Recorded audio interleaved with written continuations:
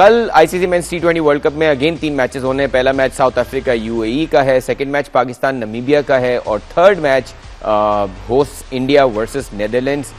सबसे important match Pakistan Namibia का ही है शोएब भाई, क्योंकि पाकिस्तान ने ये मैच जीतना जरूर है, या अगर टाई भी होता है तो पाकिस्तान विल क्वालिफाई। और जैसे हमने अपने शुरू के सेगमेंट में बोला कि first set of 4 teams have already qualified, जिसमें India, South Africa, West Indies और जिम्बाब्वे हैं, और सेकेंड सेट ऑफ 4 टीम्स जो है वो डिसाइड होनी है after Pakistan match against Namibia. Coming back to a lot of the questions that are being raised on Pakistan team and rightly so, जिस तरह की परफॉर्मेंसेज अब तक हैं और ओवरऑल एशिया कप, उससे पहले उसके बाद जो हमारी ओवरऑल परफॉर्मेंसेज है, उसमें सवाल बहुत सारे बनते हैं। लेकिन mic Hesson sir, Pakistan team के कोच, उन पे भी अब बहुत सारे सवाल हो रहे हैं कि उनकी क्या क्रेडिबिलिटी रही है, except for his PSL performances with Islamabad United, और उसी के लड़के उन्होंने उठाए हैं। उसके अलावा व्हाट इज ही डूइंग? बिल्कुल आपने सही बात करी कि उन्हीं के लड़के भी उठा रहे हैं, लेकिन आप ये देखें उनके इंटरव्यू के अंदर वो बात कर रहे हैं कि जी हमने बिल्कुल सही डिसीजन लिया टॉस का। हाँ। अगर टॉस का सही डिसीजन लिया तो उसके बाद 2 गलतियां, मेजर गलती वो उन्होंने कैसे की? वो क्या, जब टैकी विकेट है तो आप मुश्किलात के अंदर उनके बैट्समैन को, आपका एस बॉलर जो उस्मान तारिक है उसको 11वें ओवर में लेके आ रहे हैं, वो टोटली गलत था। जब आपने देख लिया कि शुरू के 4थे ओवर के अंदर ही, लेकिन सर वो तो कप्तान का ऑन फील्ड डिसीजन था ना, उसमें माइक नहीं, ये सारा सब गिवन टास्क होती है, स्क्रिप्टेड भी होता है। जिस तरह बाबर ने आके तो अगर माइक हैसन उनको बोल देंगे कि भाई लिख के 11वां, तो वो 11वां ही आएगा। ज्यादातर यही होगा। बाज दफा ये कि लास्ट मिनट पे कोई चेंज आप कर सकते हैं, कोई ऐसी मुश्किलात हो, वरना ये सारा गिवन टास्क होता है। Really? हाँ, इसी तरह होता है। आप चेंज जरूर कर सकते हैं जब आपके सीनियर प्लेयर्स आके कोई एक शॉर्ट मीटिंग करते हैं कि जी अब ये पोजीशन है। खैर, तो जब गीला विकेट था और फुल बादल थे, तो फुल बादल का मतलब है कि अब ओस नहीं गिरेगी, तो विकेट ने वही रहना है। मतलब जब ओस पड़ जाती है तो फिर विकेट अच्छा हो जाता है, तो अच्छी तो नहीं होनी थी।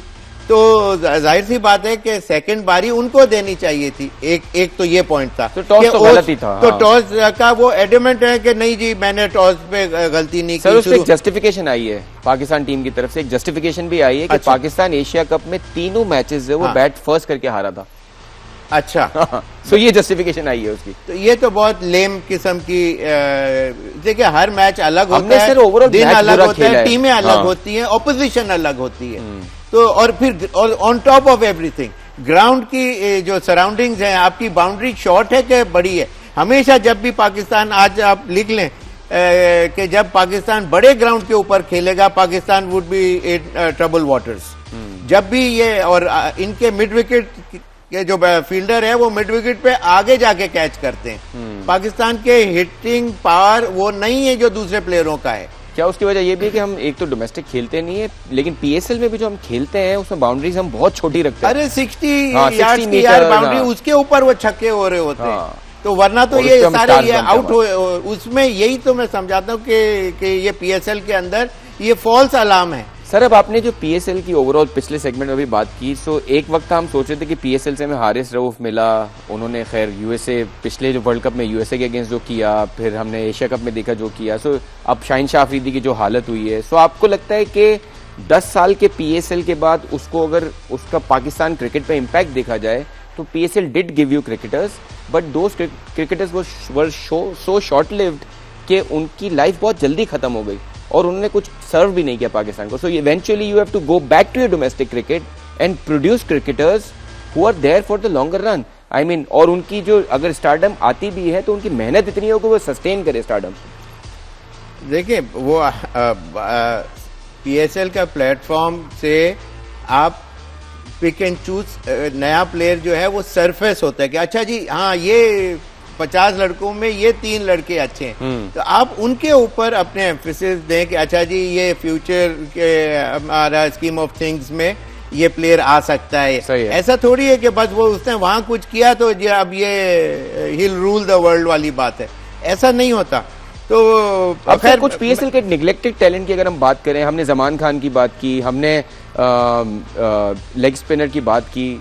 आप देखें माँ सदाकत, हमें लगा इस बार कि वो उनमें टैलेंट है, हमें सुफियान मुकीम की परफॉर्मेंसेस हैं, हमें एक अली थे मुल्तान सुल्तान में जो अच्छी यॉर्कर्स करा रहे थे। डू यू थिंक कि जिन प्लेयर्स को हमने देखा, हसन नवाज को भी इवेंचुअली हमने निगलेक्ट कर दिया, अली रजा अंडर 19 के जो पेसर हैं उनको भी हमने कोई चांस नहीं दिया। सो डू यू थिंक कि जिनको निगलेक्ट करना है वो निगलेक्ट हो जाते हैं, जिनको राइज करना है उनको रखा जाता है टीम में? भाई जिस तरह देखें शादाब वापस टीम के अंदर आए तो दूसरे प्लेयरों को सामिर या इस तरह के दूसरे प्लेयरों को साइड लाइन करके जी उसकी जगह भी बाज़ दफा क्रिएट करनी पड़ती है। तो उसके अंदर ये हमारे मेन कोच का भी बड़ा डेफिनेटली हाथ रहा है। सर देखिए एक सेकंड और फिर उसके अलावा कोच के ऊपर मैं एक मैच के ऊपर जो बात हो रही थी वो मैंने पॉइंट आउट की थी कि जिस तरह 2 विकेटें शुरू में अच्छी जल्दी गिर गई थी, तो बाबर ने जो शॉट खेला, कभी बाबर ने इस तरह इस पोजीशन के ऊपर ये शॉट खेला नहीं खेला। उस दिन क्यों खेला?